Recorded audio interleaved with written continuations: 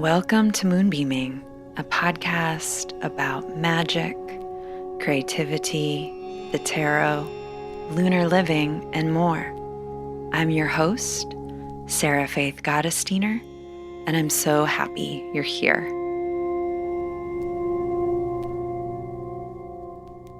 Hello, and welcome back to Moonbeaming, a podcast where we have open conversations about the seen and unseen worlds, the tangible and intangible, how they intersect. That usually includes, but is not limited to, lunar living, magic, tarot, business, money, relationships, art, emotional intelligence, healing, queerness, energetic hygiene, and more. You get the idea. I'm your host, Sarah Faith Gottesdiener, artist, writer, teacher. I love dogs. I drink matchas in the morning. I'm a queer witch, and I am so glad you are here. Before getting into this week's episode, I do have some announcements about the very last live classes I'm teaching this year. This is it, folks. I will not be teaching any live classes except for these until 2022. I'll have some other things available for you, but they will not be live. The first offering that I'm really excited about are a series of workshops called Embodying Abundance, which is about the title. I'm not trying to lead you astray. This is not a workshop about horticulture. It is about embodying abundance. And I designed it so together we can rewrite our own ideas around abundance and scarcity for ourselves. We can define these for ourselves. We can explore and implement what it feels like to be more resourced in all senses of the word, to transform scarcity thinking and or action into more enoughness through belief, action, and magic. The series of workshops is so exciting. I really love it. It's my current favorite thing. They are deeply abundant. Alongside our weekly classes, there are additional Saturday gatherings that include hypnotherapy, somatic experiencing, and breath work. These are with other practitioners. There are generous worksheets each week of content, and that all adds up to a small book's worth of content. You have it forever. There is a private digital community and other things, even more things that I won't talk about here. It's a really beautiful time. So if you are feeling ready to examine, transform, and take action around one theme of abundance, or maybe two, maybe three, but not too many, I will see you there. There are payment plans and also scholarships for Black, Brown, Indigenous folks who are AAPI, and anyone who identifies as a person of color. For more information, click the link you know where. The second live class I'm teaching is a little shorty. She's a little cutie. She's just going to be for a couple hours, and it's going to be pretty packed with info. This is about tarot constellations and teacher cards. It's going to be really fun. I cannot wait. It is for all of you tarot enthusiasts and nerds just like me. I'm really excited to dig into this special topic that not a lot of people talk about. It's sort of a 200 level class, and so proceed accordingly. If you've never picked up a tarot deck before, don't take this class. But if you are familiar with all the cards, if you are a practitioner, maybe you're a little bored with tarot and want some sparks or want to think about the cards in a different way, you will enjoy this class. We are going to talk about teacher cards and tarot constellations, predominantly using the lens of the cards of the year. I got into it a little bit a couple episodes ago. So if you haven't listened to that episode, you can do so and see what you think. So it's going to be really fun. You know where to sign up. Of course, if you Want to know when our lunar planner for 2022 is going to be available for pre-order? Yes, she's coming. Yes, it's happening. If you want to know about any other treats, if you want to know what's on my mind, subscribe to the newsletter. That's how you can be in touch with the studio. That's how you can get discount codes. The other place where you are the first to know what is going on in my world is Patreon. Those are the places that you'll find out. Those are the places where you'll get discount codes, and those are the places where you'll get lots of good content. Okay. All right. That was a lot. Thank you for still being here. Let's get into our episode because I'm so excited about it. Today, we are doing a deep dive into the Five of Pentacles. We are going to talk about scarcity myths, lack, not enoughness, healing those things. I am discussing what we can do when we encounter a spiritual crisis and so much more. So let's begin.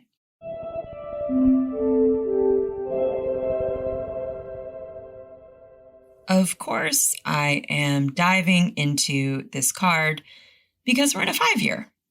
You know this if you've been listening to this podcast. This is like how I have devised a lot of the programming in this podcast. I wanted it to lightly or directly interweave with the ideas and themes brought forth on a tarot archetypal level. So the Five of Pentacles is in the Hierophant constellation. It is related to the Hierophant. Again, I'll be speaking about this in the upcoming September workshop, and I already talked about this a couple episodes ago, so you can check that out if you haven't. And it does seem timely to be discussing now when we've had kind of wall after wall from the pandemic, living in completely chaotic, draining, challenging times, because of course the fives are the hard cards of the minor arcana. They are the cards that so many folks avoid, are afraid of, or flatten. And I believe they are some of the more important cards of the minor arcana, because these are the cards that show things falling apart. These are the archetypes of loss, conflict, betrayal, messes, and out of the ordinary hardship. And that's real. That is part of the human experience. The tarot archetypes show us much of the human experience. They are mirrors. And when things fall apart, not only is this normal, by the way, this is what happens. You're not bad or you're not wrong if things are challenging or seem to be unraveling. This is when change gets ushered in, often at a faster clip. When things fall apart, we find out who we are or who we want to be. We figure out what we can control and what we have to surrender. We get shown what is most important, what we value when things fall apart, right? Most of us spend a pretty good portion of our time trying to make sure that things will not fall apart. Like, am I right or am I right? You know, we spend a lot of energy and time trying to keep things together, including ourselves, you know, and there are gifts or shifts that can only occur in an unraveling process.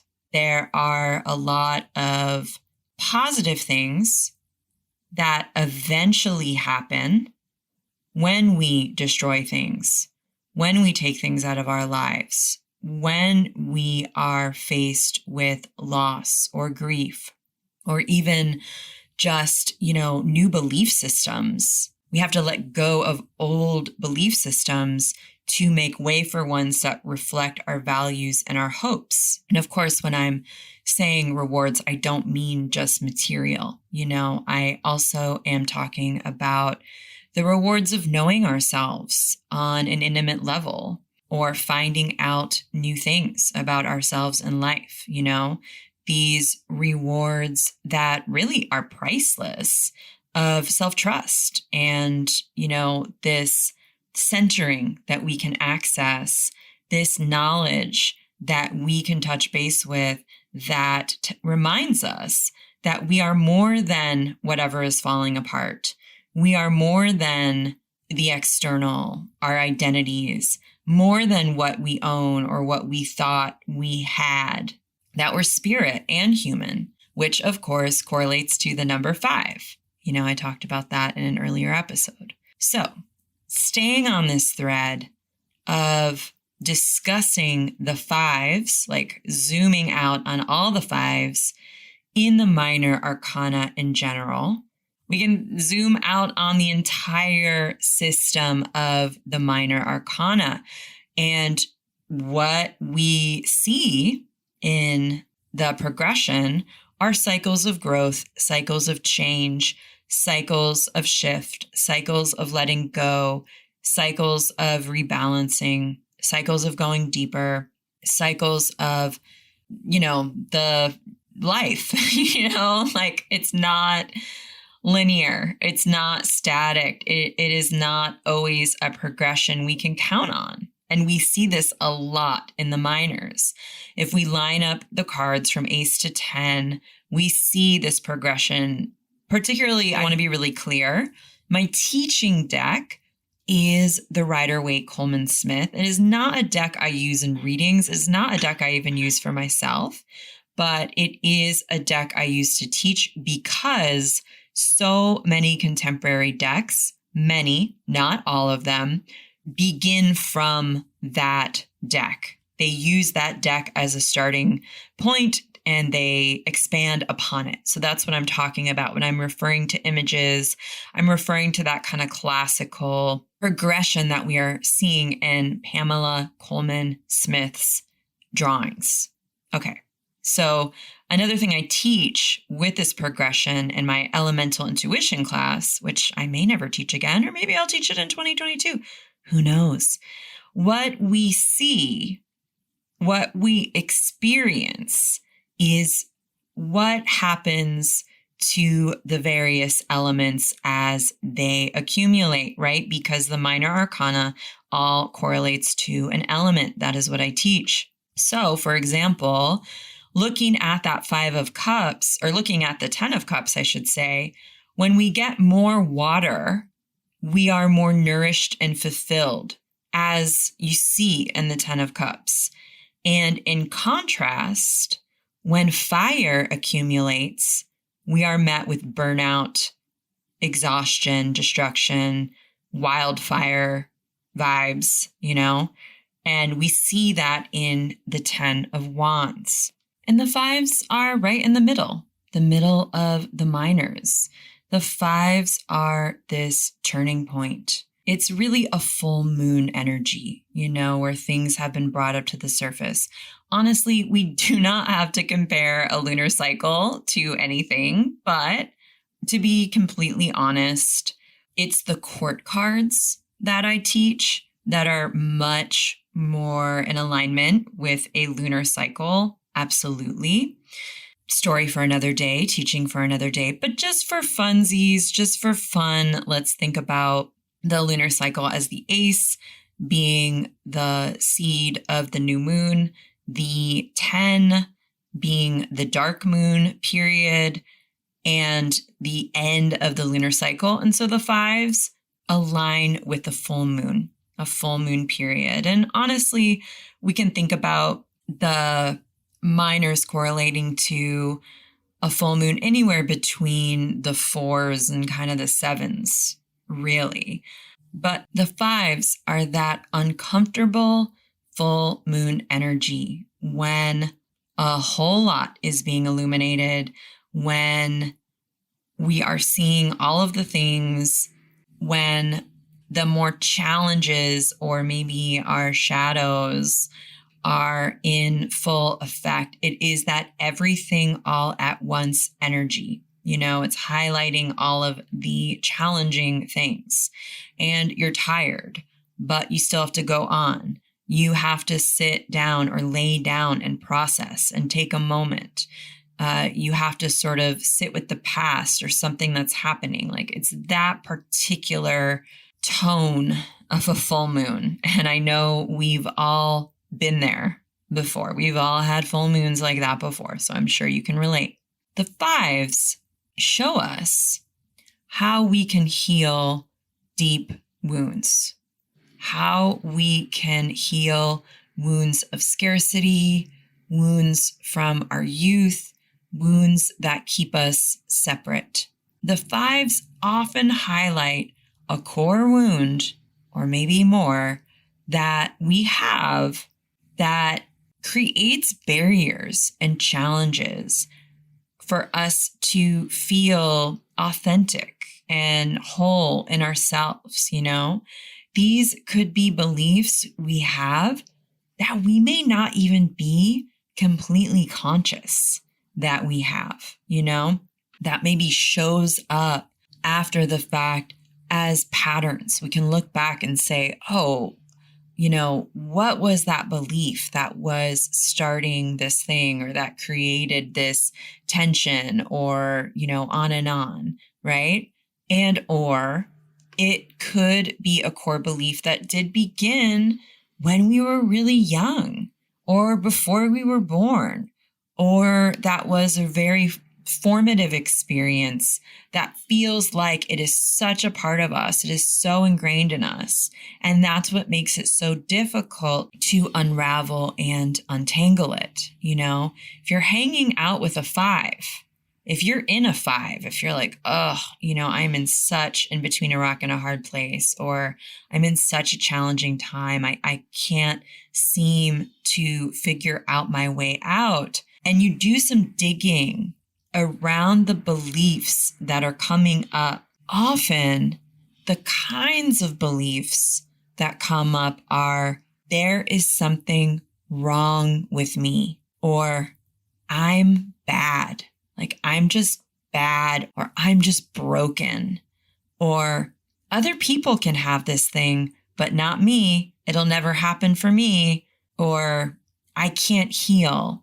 I'm not allowed to take up space, and so on and so forth. Do you understand the tone of these kinds of beliefs? These are beliefs that are like the ultimate hopeless beliefs. They are inconsolable, right? They're resolute. They're stubborn, right? So they're really difficult to think our way or act our way or feel our way around. They're very, very limiting. And they serve some kind of important purpose, such as they cover something else up that needs to be tended to, or they stop us from being brilliant or going after our dreams or shining in our authentic self, because they are freaking hard to dislodge, and they are not impossible. It's not impossible to change these beliefs. These beliefs and circumstances of the fives very much have to do with these myths of scarcity, lack, separation, and not enoughness. And the imagery in the Five of Pentacles is right there. It's like, you do not have to be a rocket scientist to be a tarot card interpreter. And I love that for us. I truly love that for us. In the Rider-Waite-Coleman-Smith rendition, we see two figures out in the cold, out in the night, without resource, without ability to look up and see. In fact, they're walking past a church, a place where you could go in, a place that is open to those without resource traditionally. And so let's just break down the symbology here a little bit. A couple things.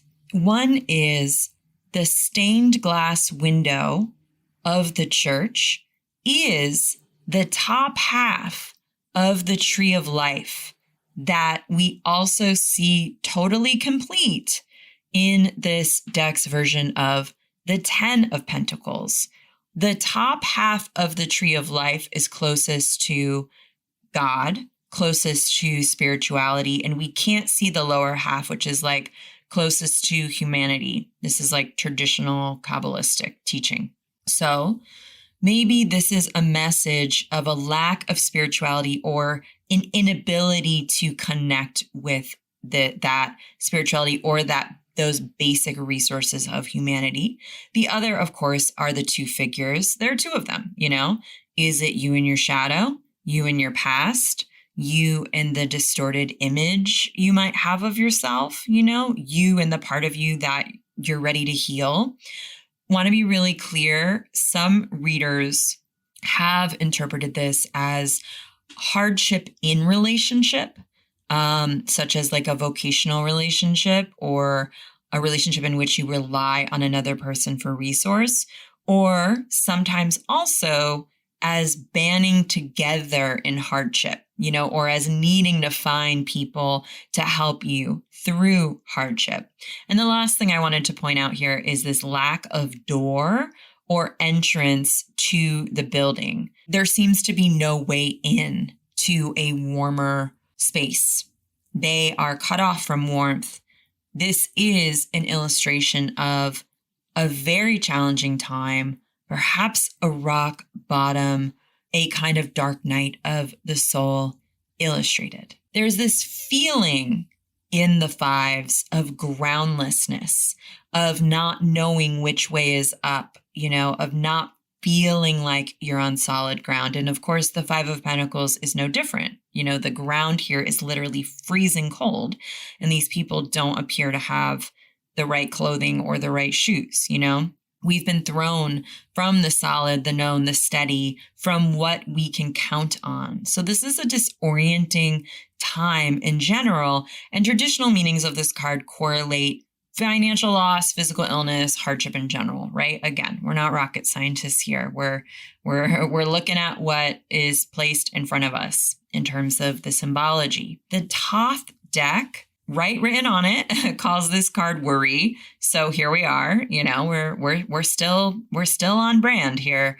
In the Tarot de Marseille, a lot of traditional meanings are about financial hardship and also like possibly greed and or lack of spirituality leading to greed. So that's kind of an interesting take on these as well. I'm going to talk a little bit about how I interpret this card or think about this card. And I want to zoom out again. The Pentacles are about worth, work, the material world. This includes our bodies and our spaces and what our bodies do and the influence our spaces have on us, our relationships with all of those things. They have to do with our behavior, the mundane, our habits and schedules, the way we work or what we do and how we do it, as well as time. The Pentacles have to do with money, with what we own, with what owns us, as well as ancestry and legacy, what we've inherited and what we will pass on to the future. I call the Pentacles the shape of our lives, because what we do every day, how we do it, who we do it with, and what we're doing it for adds up to the shape of our lives. Last, but certainly not least, the Pentacles are about magic. Magic, baby. They're about the unseen. It's a pentacle. Hello. I always think it's funny. I know that some decks call this suit discs. So I want to honor that. But I always think it's funny when readers call the Pentacles money. They're just like, it's money. I'm like, it's a pentacle, baby. Let's talk about magic, let's talk about how the pentacle is this symbol of all of the elements and humanity living in a spiritual way. They are about the unseen and how that shows up materially in tangible ways, And because of all of this, my dears, it is my opinion that the Pentacles can be one of the more complex suits to collaborate with and to interpret, because there's a lot going on. We are in the realm of Earth. This is the element that correlates with Pentacles. And here on Earth, there's a lot going on. In case you haven't noticed, it reminds me of that Depeche Mode song.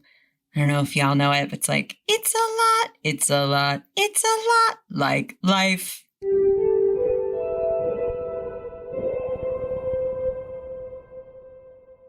Okay, so now we got all that groundwork out of the way. Let's dive into the Five of Pentacles and some of the core messages that this card has for us.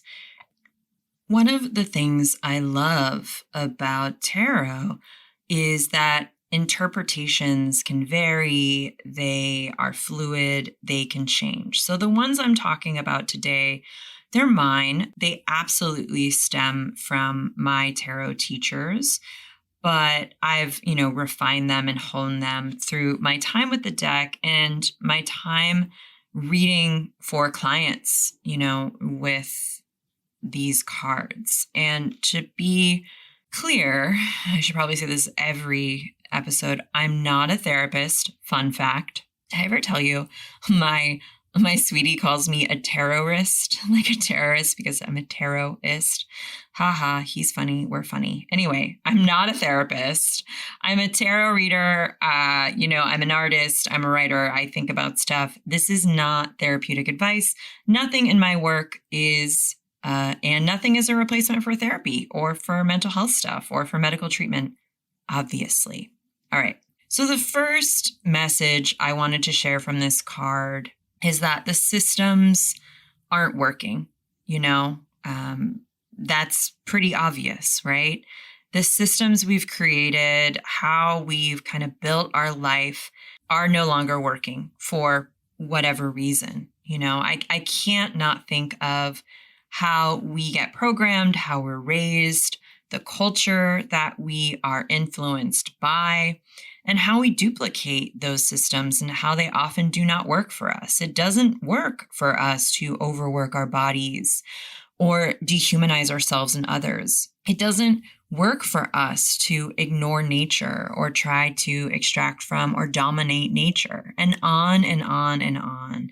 And so when the Five of Pentacles comes up, it can be overwhelming because we can maybe be in a place where we have to look at how the system or the systems we've created for ourselves in our everyday, possibly one that supported us or worked for us, it's not working anymore. It's what we've created, what we've built up through schedules or times or treatments or behaviors.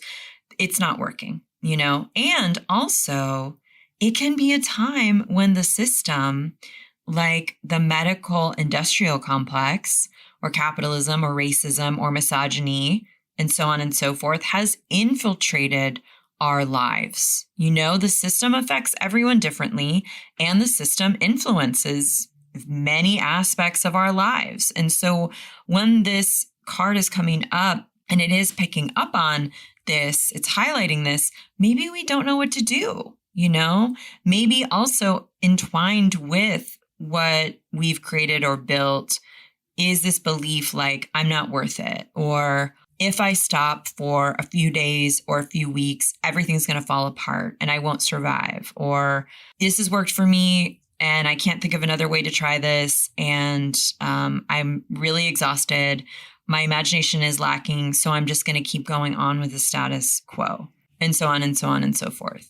But we've probably got to take a look at how we're treating ourselves, our bodies, our health, and one another. How we are treating our time and quality of time. Are we rushing through it? Are we enjoying it? Do we have to put pleasure practices into place so we can enjoy our time more? What do you have control over? Maybe you're absolutely in a situation you don't want to be a part of, and there is systemic stuff like capitalism, or you have to you're in debt or you have to work a lot or whatever it is, that's very, very real. What do you have control over? There's this parsing out here of who we are apart from the system, our job, the money we make, the identity the system has given us based on any number of things, and seeing how those identities or how the realities of the system have influenced us, how they are a part of our lives and what we want to do with that and what we want to navigate that, and all of these are themes and they're big that can come into play with this card. There's also this important message here of nurturing the roots and the soil of your life. Sometimes what we got to do is go down deep. Sure, this card can be about having to make external choices and moves. Absolutely. And also, in order to do that, in order to set up systems that work for us, we've got to go within, do some examining. We've got to look at the soil. We've got to look at our values, our vision, our spiritual practice, our purpose. Do you have to sit down with yourself and think about those things? It's totally fine if you can't answer all of those big questions for yourself. It totally makes sense, especially if you are going through a challenging time. And also, when we've got one or two of those things, those groundworks to who we want to be, who we know ourselves to be, what our needs are, what our vision is, what is most important to us, we've got both a compass and an anchor. It gets easier to steer the ship because we know where we're going, and it gets easier to let down that anchor and just float for a minute. When we are doing things simply out of habit or complacency, life can begin to feel stale. I think a lot about that idea that was brought up in that New York Times article a while ago about languishing. A lot of us are languishing. I'm raising my hand. Don't worry. I'm here with you. I've gone through periods of that over the last great while, and I'm sure you have too. It's hard to sort of, grab for those big whys, those big visions in certain times. And also this card can come up when it's time to nurture the roots, the soil, What are your beliefs? What are your whys? The support you receive from a creative practice or an exercise routine or spiritual practice or your relationships. That's what we have to look at. We have to look at the relationship to the self through challenge and through change. This can also be about finding better soil or more nourishing soil to put your roots in. The people in the card are walking past one opportunity. Maybe they've got to try another. Maybe there's another place you need to go. Maybe there's another practice you have to find. Maybe you're like, tarot's not working for me anymore. I've fallen out of love with it for a minute. No tea, no shade, no pink lemonade, but maybe I don't want to use this modality right now. Instead, I want to perhaps pick up boxing or bibliomancy or journaling. If that's what's up, that's what's up. It's beautiful. So tend to the practices that make up the soil of your life. Weed out any practices or roots or beliefs that are not serving you, And this takes time, right? It's a practice. This was a big thing that came up in our Embodying Abundance class. Abundance is a practice. Love is a practice. Care is a practice. We do it over and over again, whether we feel great or not great, or whether we even feel like anything is happening at first, right? We practice it and release any expectations or any perfectionist stuff if we can. And that also can be a big message of this card. In the practice, we can begin to unravel in the doing, in the behavior, right? That's in part what the Pentacles are about. we can begin to think about how we treat ourselves, what our beliefs are, what our expectations are, and we can soften those. We can introduce compassion, for ourselves, and we can keep going. How well we relate to ourselves, how intimate and present for yourself you can be, especially when things are really challenging. That is often as important as what you are doing, Another message of this card and healing not enoughness is to expand our receiving capacity for ourselves and for our desires, Well, what does that look like? It's going to look really different depending on who you are and where you're at. There are a lot of energetic practices we can do and a lot of practical actions we can take. Not settling, not normalizing scraps or poor behavior, raising our standards all together in our lives, raising your day rate, raising your capacity for pleasure, expanding your window of tolerance, and so on and so forth. We talk about receiving in the September Abundance Workshop because receiving is like a basic math equation to getting or gaining or experiencing abundance, right? You've got to be able to receive in order to receive. You've got to be willing and able. Your container for abundance has to be existent at the very least. It has to be existent for starters, right? Like if the gates are locked, the mail person is not going to be able to deliver the package, right? It's imperative to be able to receive and to generate and be comfortable with receiving and also flow, right? The Five of Pentacles is an invitation to deepen into healing. One common belief I see people carry around, that I have carried around, that cuts ourselves off from healing or from growth is this belief that they can't heal, that they can't heal, like they're not going to be able to change. Things will not change, right? Some of this has to do with access, how we were brought up. Some of this has to do with trauma and the fight, flight, freeze, fawn response, because what any of those responses do is they take us out of an intimate and trusting relationship with our nervous system and our bodies.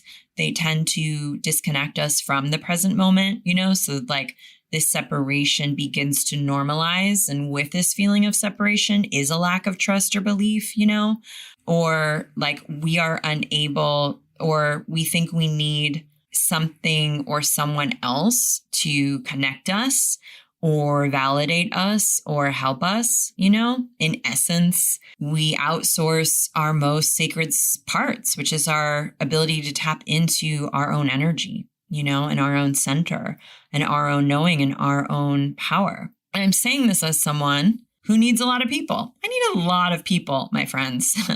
If you're my friend, you know that, I like needing a lot of people. I want people to need me. Right? I want authentic connection, right? Born out of mutuality and reciprocity. And I deeply believe in interdependence. Interdependence is the way forward. Our survival depends on interdependence. We see this more and more every day. We have to go towards a culture of communal care. And also, in order to experience healthy interdependence, we must have healthy independence. This includes the ability to feel resourced, to trust the body, the self, to know what healthy behavior looks like for us, to know what our own particular gifts or magic is, like what we can offer and what we can't offer, what we have the bandwidth and the capacity for and what we don't. It understands tapping into our inherent worth, not just when we're producing, not as a performance, not only when something goes right, but all the time, especially when we've made a mistake or stumbled, or when obeying our values pisses other people off, or when our magic threatens other people, and on and on and on. Like when we're sick, when we're not productive, like how has that been for you, this pandemic? There's been a lot of, I'll just say, material in the theme of Pentacles. There's been a lot of material coming up for everyone, myself included, around productivity, lack of productivity, mental health, work stuff, how we treat ourselves, our bodies, like what has changed for you in the last few years around how you see yourself and productivity and worth, or even see the concept of work. Who are you without the busy or without work? Whose productivity or perceived productivity are you envious of? Why?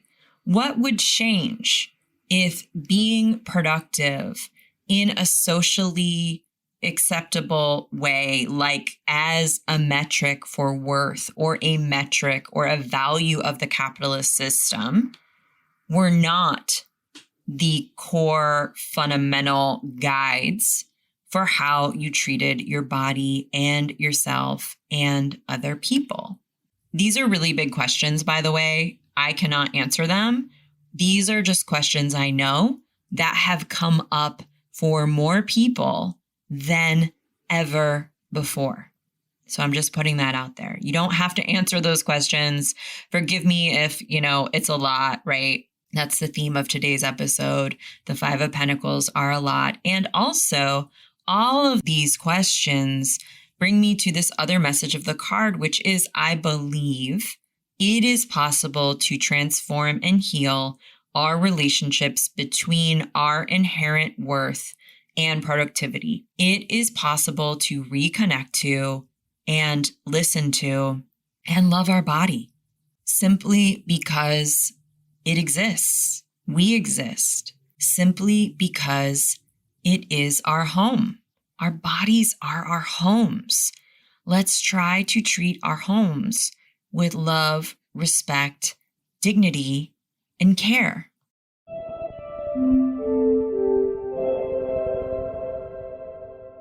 Another message that accompanies the Five of Pentacles is that of the spiritual crisis. I am pretty surprised that personally, I have never heard other readers talk about this as an interpretation for this card. I haven't read it in a book.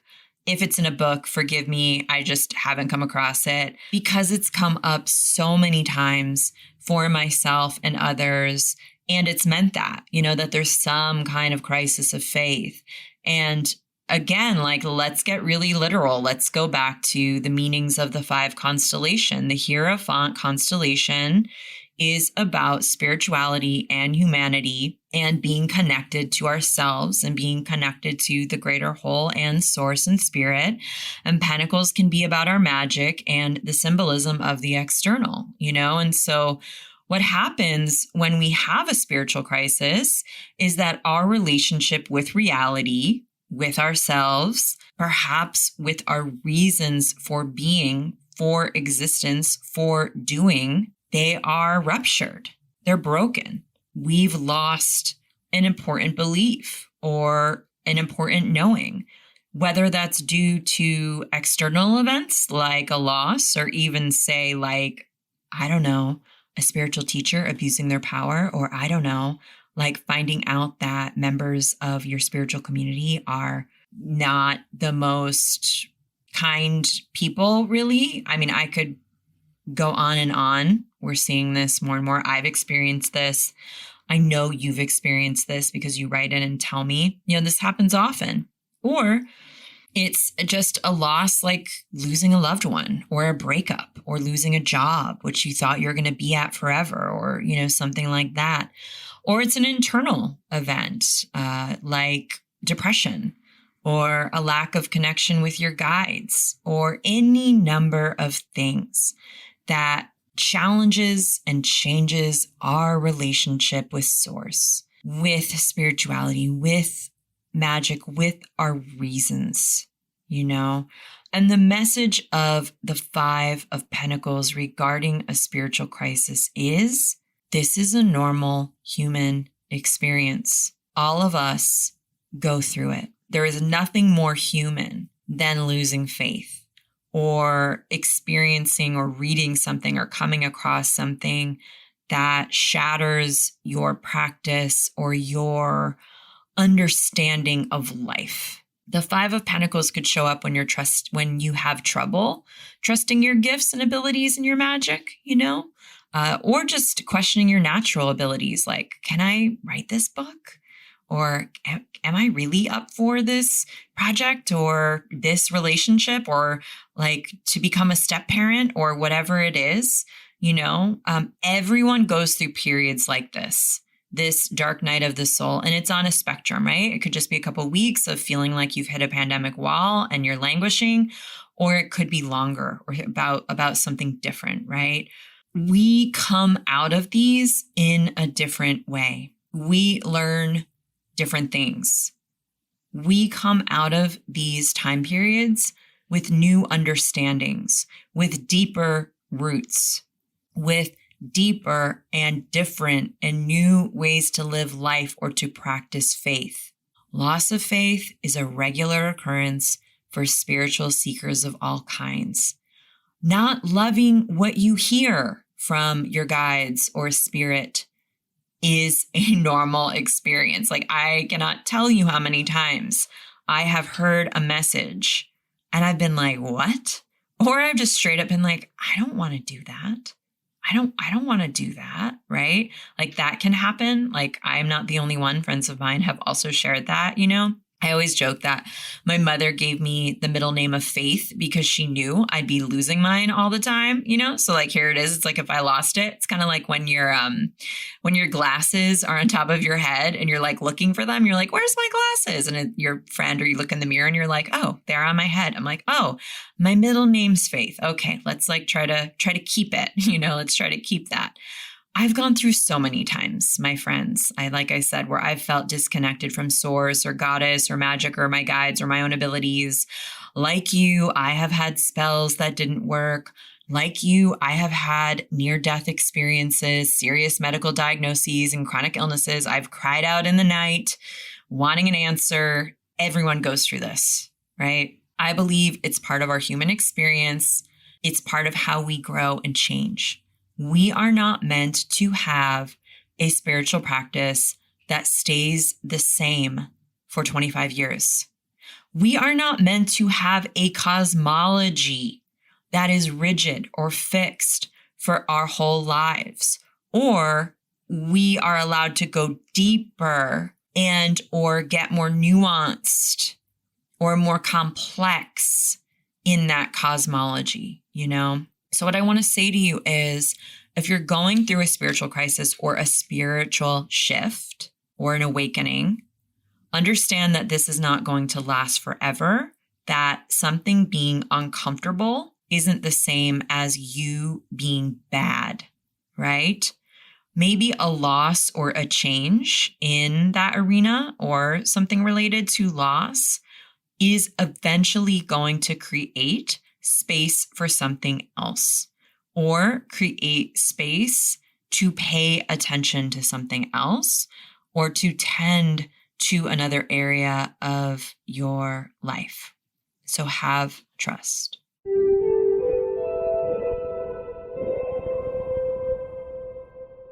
Yeah.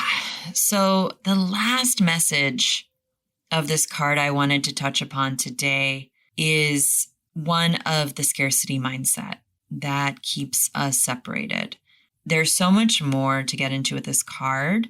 I actually am recording an episode for my Patreon subscribers where I'm going to go into more nuances of this card and get a bit more granular because people have told me they appreciate that. But I just felt called to share some main messages with y'all today. And one is that scarcity mindset that creates scarcity behaviors that keeps us separate from our resource, separate from our abundance, and I think this is why this card usually isn't about literal financial poverty. Although again, like I said, it has been referred to as such. I'm not going to say it's not about that. I'm also not going to say it's not about an imbalanced relationship with money, however that looks like for you, like under earning or workaholism. I think that's right in line with this card. Don't have the time to unpack it here, but just putting it out there. It definitely can be about needing something you don't have or wanting something that might not be available to you, or you feel like it is not available to you, right? Remember, one tarot card holds a world within it. One tarot card is a 360-degree spectrum of the themes it is symbolizing. This is what Rachel Pollack taught us. This is not my idea. It is not original. It is, if you read many tarot theory books, Rachel Pollack introduced us to this idea, right? That there are tones and a spectrum within a card, that it's not super, super, super intense, and it's not, it can be subtle, it's not super, super, super literal. There's subtleties and complexities and layers, and it's a spectrum. So this can be about scarcity in the heart or mind, because you can be rich with dollars and poor in other ways, in mindset or relationships or spirituality. I mean, look at some of the billionaires on the planet right now illustrating this, thinking it's a better use of their time, energy, and money to rocket off into space with money that they made through their privilege and abusive practices. They think that's more important than to help pay for healthcare, taxes, to help end hunger, or at the very least, treat their workers with more compassion and more, with equity, So yes, for sure, this card can be about financial hardship, but I believe what it's actually about is scarcity, about feeling like you are not enough. So these material items become a Band-Aid or a cover-up or overwork or not asking for what you're worth or overgiving or whatever it is. However else the not enoughness shows up for you, the Five of Pentacles is an invitation to look at where that is showing up for you, where that is creating separation in your life, where that is holding you back. Because not being enough is a lie. It's ridiculous how many stories we get about either not being enough or being too much, right? Like you're either too much or you're not enough. What about just being enough? What about being more than enough? Because again, all of us are inherently enough by way of our existence.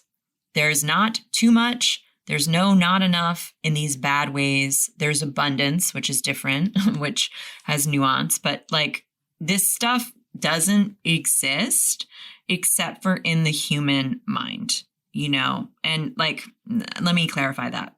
Putting judgments on these things don't exist except for in the human mind, because of course we might have a flood or something else happening in nature, which is a challenge. There's too much of one thing for sure. That's natural and real, but that's not what I'm talking about. I'm talking about the human concepts that keep us separate, keep us afraid, keep us small. You don't look at a teeny tiny gorgeous flower that blooms for a week and think, that flower, if only it was a little bigger or lasted a little longer, then it would be enough. Then I would deem it worthy enough to exist. No, you would never think that because you are not sociopathic.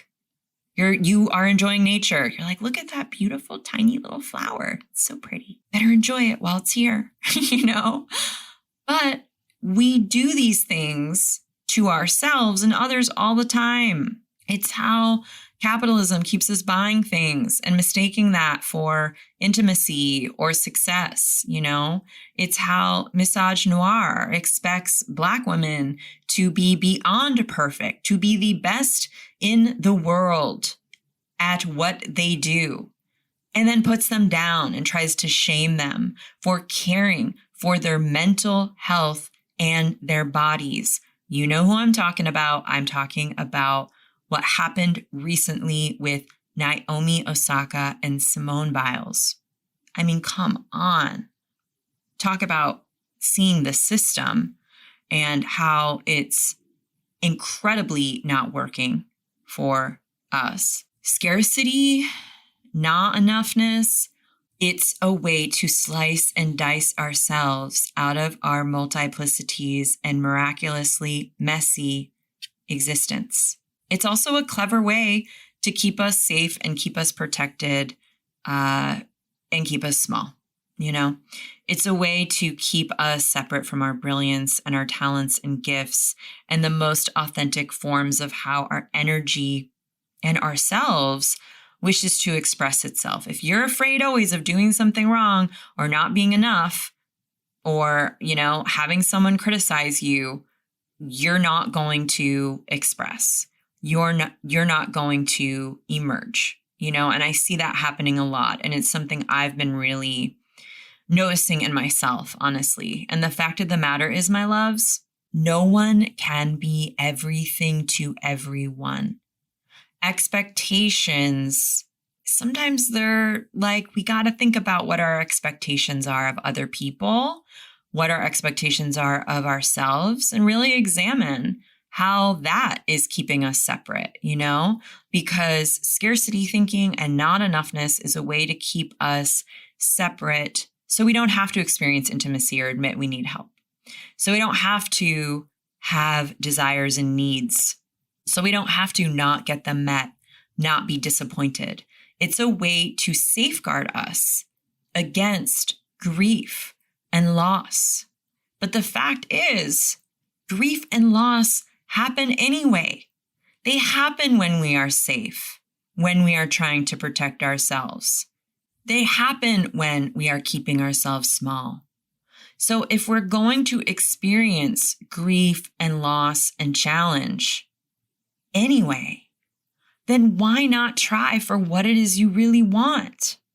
Why not go for intimacy, in having your needs met, and chasing after your true desires, and belonging, and relationships, and community, and abundance as much as you can, again and again, until you've experienced them, maybe a little bit, then maybe a little bit more, however it is you decide to define them.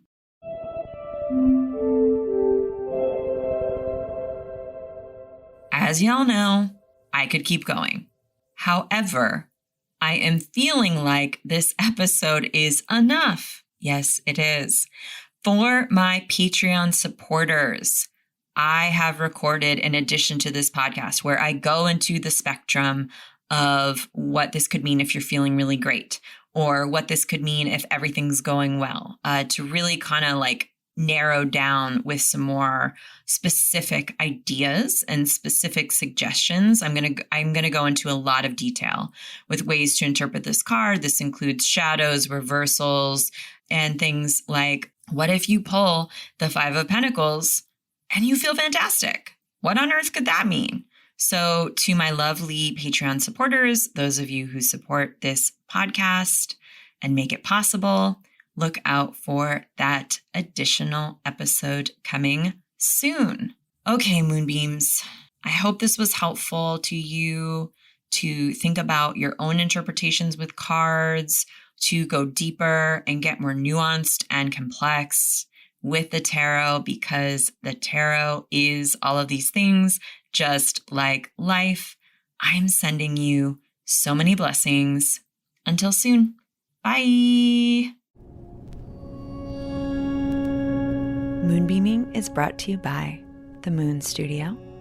It is created and hosted by me, Sarah Faith Gottesdiener. It is edited by the incredible Caitlin George Parker. Additional support is by Stella Hartman. Music is by Will Owen and myself.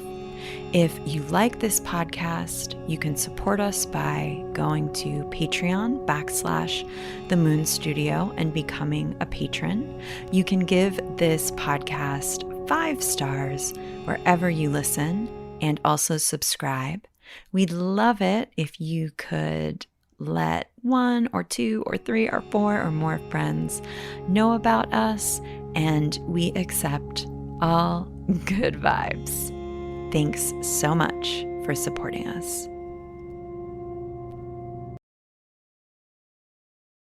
Witches in the ocean's waves